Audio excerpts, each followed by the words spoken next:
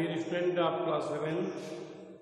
आज मैथ की वीडियो में मैं आप सभी लोगों को लेसन 2 में एक्सरसाइज 2.2 के बारे में बताने जा रहा है।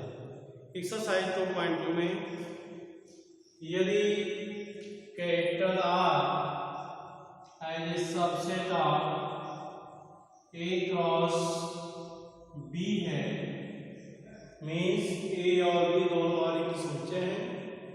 A is not equal to 5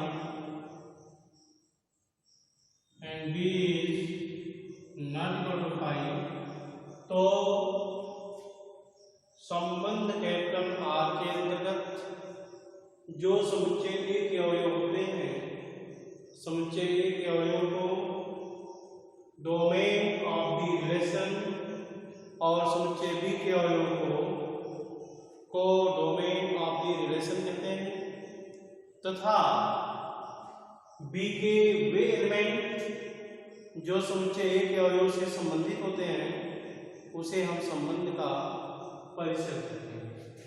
जैसे A इक्वल टू एलिमेंट 1 2 3 से रिलेटेड सेट है और B इक्वल टू सेट 1 2 3 4। अब ये क्लास देखिए A नॉन यूनिटी है, B भी नॉन यूनिटी सेट है। अब हम दोनों का अगर क्लास लेते हैं, means A cross B equal to 1 2 3 cross 1 2 3 4।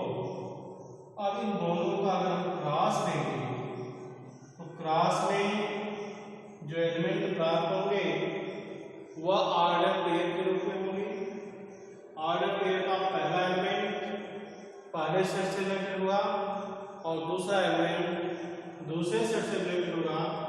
तो A cross B equal to order pair 1 1, order pair 1 2, order pair 1 3, order pair 1 4 और एलिमेंट 2 की correspondence order pair 1, order pair 2 2, order pair 2 3, order pair 2 4, 3 की correspondence order pair 3 1, order pair 3 2, order pair 3 3 and order pair 3 4 1 2 3 4 5 6 7 8 9 10 11 12। अब देख रहे number of set A equal to 3 elements, number of set B equal to 4 elements. तो number of A cross B that is equal to number of A into number of B। आप पढ़ चुके हैं, इसके पूर्व वीडियो में बताया गया था कि number of A cross B equal to number of A multiply to the number of B। अब number of A means 3, number of B means 4, its product will be 12। इसलिए A क्रॉस B में कुल 12 element मिलेंगे जो order pair के रूप में मिलेंगे। अब इसका कोई भी अगर हम सबसेट लेते हैं तो वह सबसेट A से B में एक संबंध व्यक्त करता है। जैसे यदि हम R इक्वल टू लेते हैं order pair 1 1, order pair 1 2, order pair 2 3, order pair 3 4। अगर यह हम ऑर्डर पेयर से रिलेटेड सेट लेते हैं तो 1 2 3 4 एलिमेंट है इसमें। All elements of R is also belong to A cross B. It means ये कंडीशन फॉलो होता है कि R is subset of A cross B। अब R is equal to this, इसमें डोमेन क्या होगा, कोडोमेन क्या होगा और परिचय क्या होगा।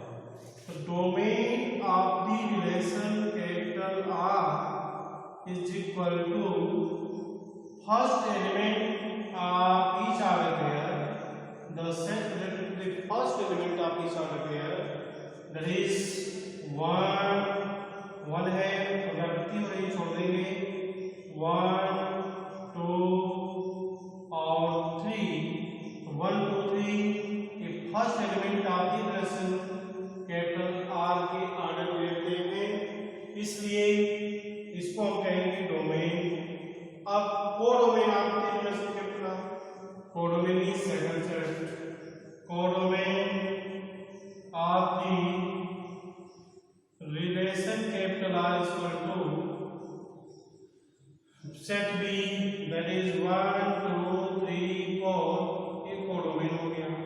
परिसर range of relation capital R is equal to second element से related set 1 2 3 4, that is 1 2 3 4।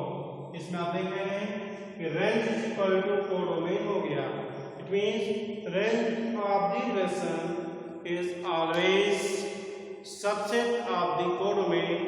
Means codomain का सबसेट होता है, या कोडोमेन के बराबर होगा या उससे छोटा होगा। अब इसी से रिलेटेड क्वेश्चंस एक्सरसाइज 2.2 में है।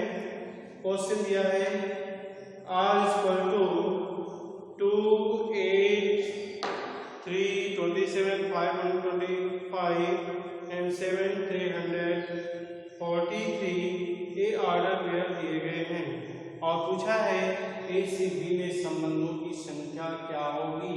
मीन्स कितने संबंध होंगे, ए का भी एलिमेंट दिया है, बी का भी एलिमेंट दिया है। तो एग्जांपल हम लेंगे कि यदि set capital R that is relation is equal to order pair 0 5 1 6 2 7, example order pair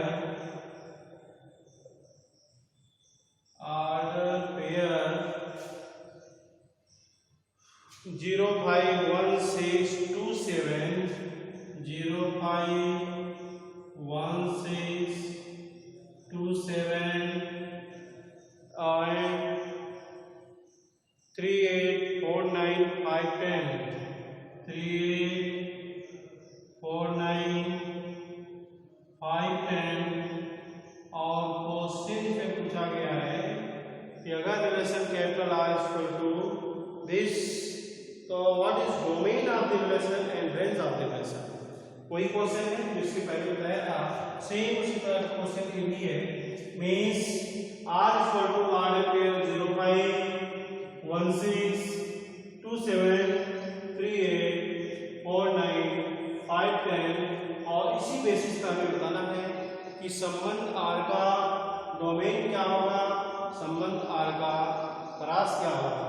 तो domain of capital R is equal to first element से रिलेटेड सेट, पुनरावृत्ति नहीं होनी चाहिए, 0 1 2 3 4 5 ये पहला सेट है जो कि domain of the relation capital R प्रदर्शित करता है।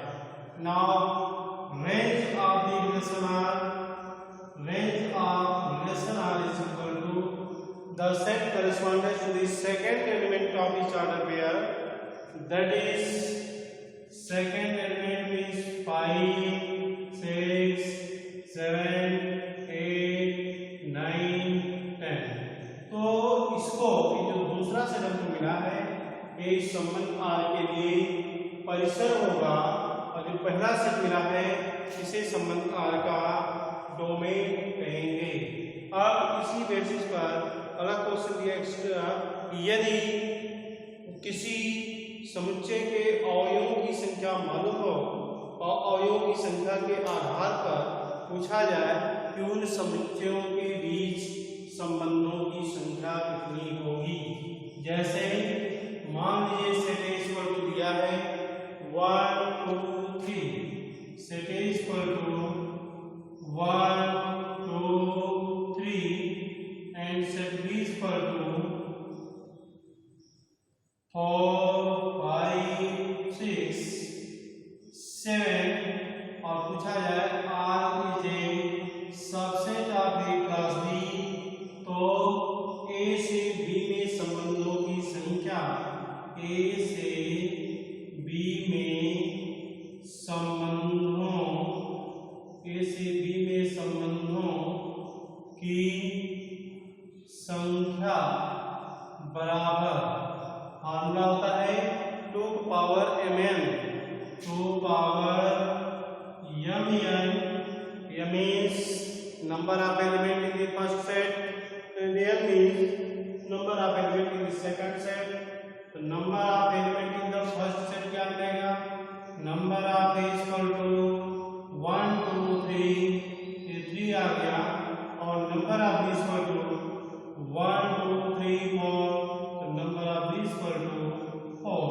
हमें A से B में संबंधों की संख्या बताना है, फॉर्मूला होता है 2 पावर m, m का वैल्यू 3 है, n का वैल्यू 4 है, तो आ जाएगा संबंधों की संख्या बराबर 2 की पावर 3 into 4, ये आएगा 2 की पावर 12, तो 2 की पावर 12 संबंधों की संख्या होगी समुच्चय A से B के बीच।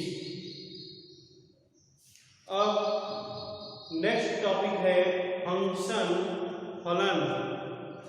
फंक्शन क्या होता है, फंक्शन जो है संबंध पर आश्रित होता है और एक विशेष प्रकार का संबंध होता है जिसमें प्रांत के अवयवों का संबंध सह प्रांत के अद्वितीय अवयव से होता है।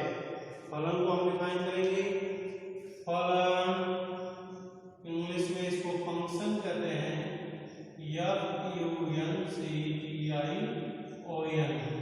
Function as a special type of relation in which the element of the set A corresponds to the unique element of the set B, means समुच्चय A के अवयवों का संबंध समुच्चय B के अद्वितीय अवयव से होता है, तो वह A से B में एक फलन प्रदर्शित करता है। मीन्स अगर सेट R ये subset of a class B इस प्रकार है कि R is equal to order pair 1 2, order pair 3 4, order pair 5 6, order pair 7 8, तो यह एक प्रकार का संबंध है, ये फलन है या नहीं।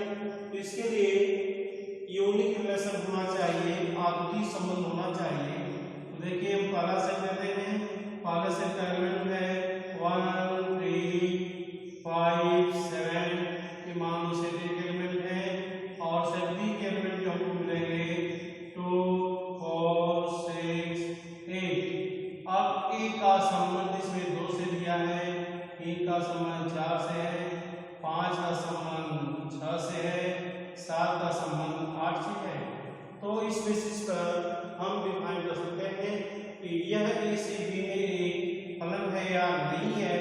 देखिए A के अवयवों का संबंध B के अद्वितीय अवयव से होता है। मीन्स अगर A का संबंध 2 से है, 1 का रिलेशन 2 से है, तो 1 का रिलेशन और किसी से नहीं है, या ये कह सकते हो one many condition can not be possible in the function. वह रिलेशन जिसमें वन मेनी कंडीशन नहीं होता है, मैन्युअल हो सकता है लेकिन वन मेनी कंडीशन नहीं होता है, ऐसे संबंध को फलन कहते हैं। दूसरी बात, प्रांत के जितने भी एलिमेंट हैं, प्रांत के प्रत्येक अवयव का संबंध सह प्रांत के किसी न किसी अवयव से अवश्य मिलना चाहिए। सह प्रांत में अनरिलेटेड एलिमेंट हो सकते हैं लेकिन प्रांत में अनरिलेटेड एलिमेंट नहीं होना चाहिए। फलन का वर्गीकरण, क्लासिफिकेशन ऑफ फंक्शन। फलन का वर्गीकरण, फलन को कितने वर्गों में वर्गीकृत किया गया है। फलन को मुख्य रूप से 2 वर्गों में वर्गीकृत किया गया है। क्लासिफिकेशन ऑफ फंक्शन नंबर 1, आच्छादक फलन। आच्छादक फलन, और नंबर 2 अंतःक्षेपी फलन।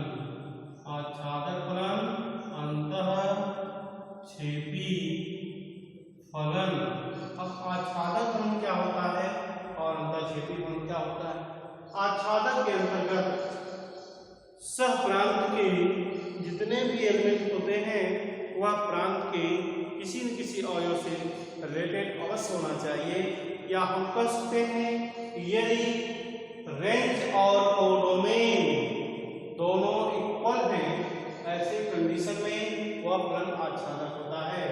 Means range of the function is equal to codomain of the function. अगर इस तरह का कंडीशन मिलता है तो ऐसे संबंध को हम आच्छादक फलन कहते हैं। जैसे मान लो एक सेट ए है और दूसरा सेट ए बी है।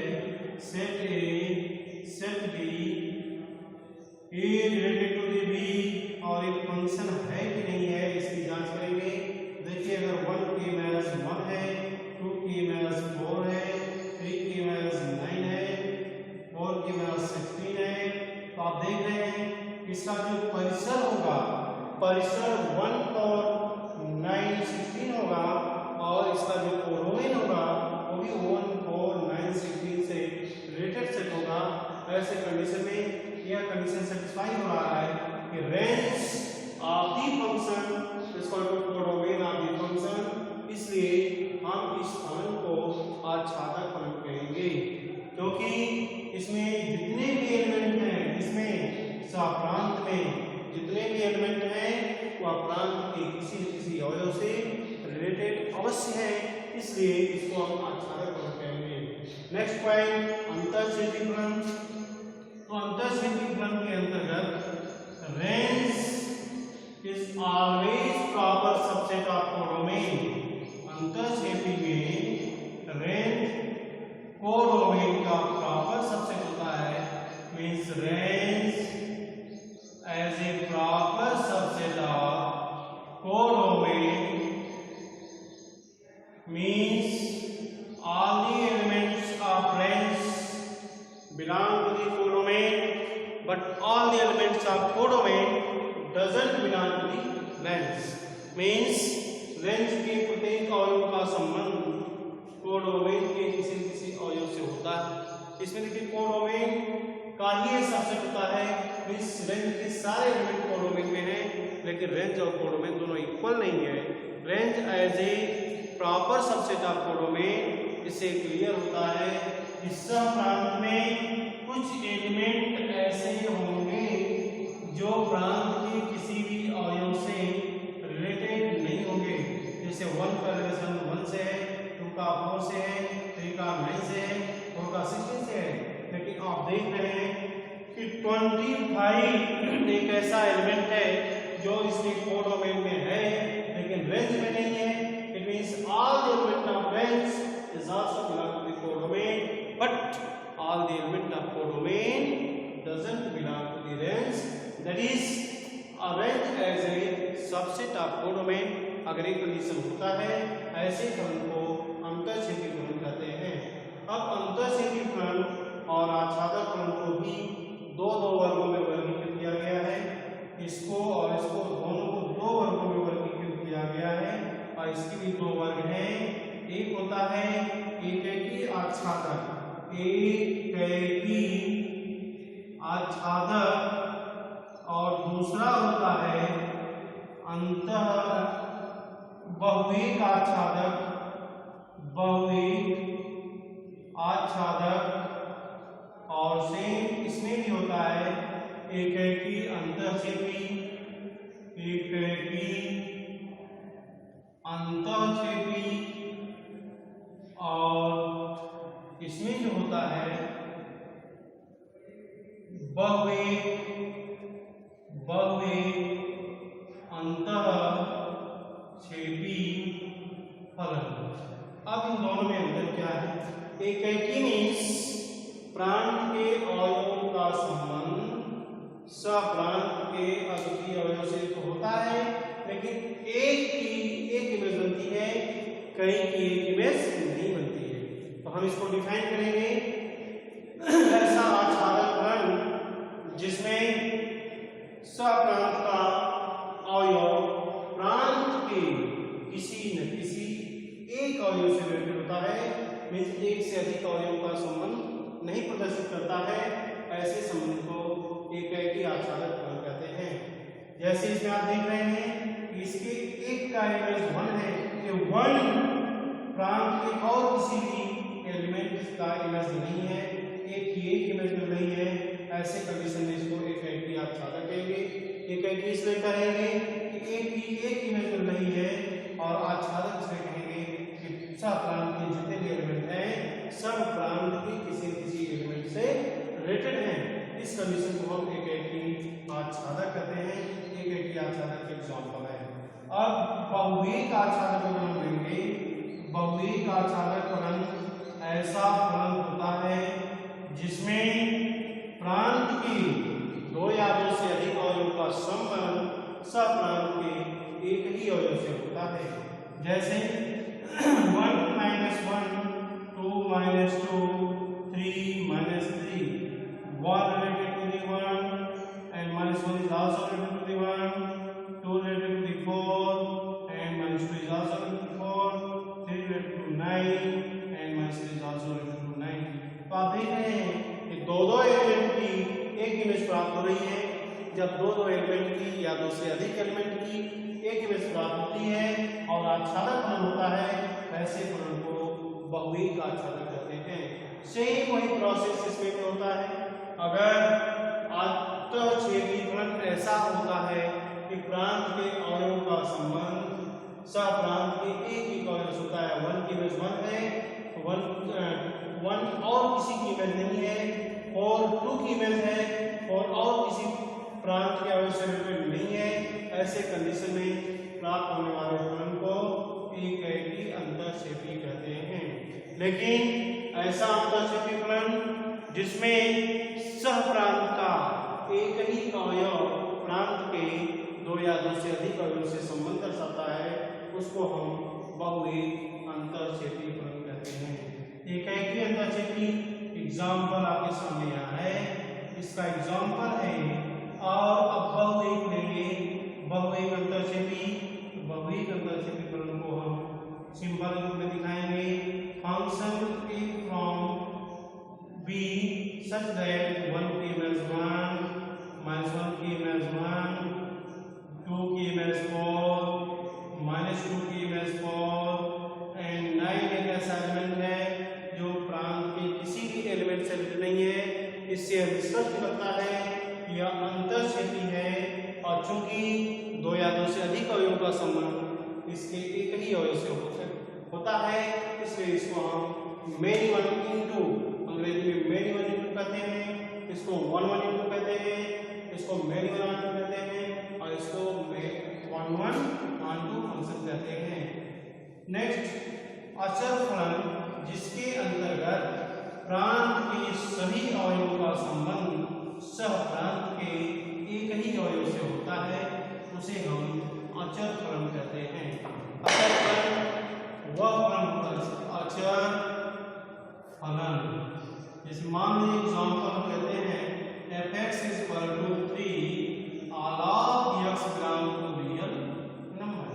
तो अगर रियल नंबर है, जितने भी x है सब रियल नंबर है, तो इस तरह का जो फलन होगा उसको हम अचर फलन कहेंगे, क्योंकि इसमें आप देख रहे हैं कि जो भी रियल नंबर होंगे हर रियल नंबर के करस्पॉन्डेंस इमेज हमको 3 प्राप्त होगी। फॉर एग्जांपल अगर हम यहाँ 1/2 लेते हैं, रियल नंबर 1/2 है, यहाँ 3 मिलेगा। जब आप 2 लेते हैं 3 मिलेगा, जब आप -5 लेते हैं 3 मिलेगा। Means all the real number correspondence to the domain contains only one element in the domain, that is constant function। इसको हम अचर फलन के नाम से जानते हैं। अब यदि फलन दिया हो और फलन को देख करके बताना हो, कोई संबंध हो और उसे देख करके हमें बताना हो यह संबंध फलन है कि नहीं है, इसकी जांच करेंगे। जैसे मान लीजिए एक संबंध है f बराबर r pair 1 2 r pair 1 3 r pair 2 4 r pair 3 5 r pair 4 7 so। अगर पूछा जाए कि यह फलन है कि नहीं है, तो आप देख रहे हैं कि इसमें प्रांत के एक ही अवयव की सहप्रांत में दो एलिमेंट मिल रहे हैं इनवर्स के रूप में, एक का इनवर्स 2, एक का इनवर्स 3। इसका मतलब वन मेनी कंडीशन हो गया। अगर वन मेनी कंडीशन होता है तो उस रिलेशन को हम फंक्शन नहीं कर सकते हैं। ऐसे समझिए कि ऐसा संबंध जिसके ऑर्डर पेयर में पहले एलिमेंट की पुनरावृत्ति होती है, तो जब पहले एलिमेंट की पुनरावृत्ति होगी ऐसे संबंध को हम फंक्शन नहीं कर सकते हैं। इसी से रिलेटेड एक्सरसाइज 2.3 है, इसमें भी आपको डोमेन रेंज और क्वेश्चन उठाना है।